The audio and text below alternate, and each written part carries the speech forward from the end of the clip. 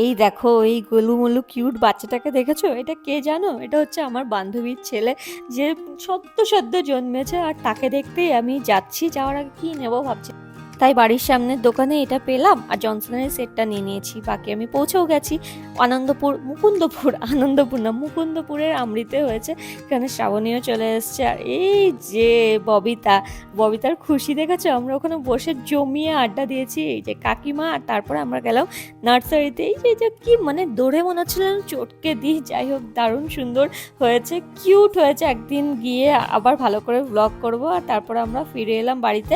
আর তখন বৃষ্টি ঘুমাচ্ছিল আমি যখন এসেছি। আর তারপরে ভাবলাম যে বৃষ্টিকে তো নিয়ে বেরোয়নি, তাই একটু ছাদ থেকে ঘুরে আসি। সন্ধেও নেমে এসছে।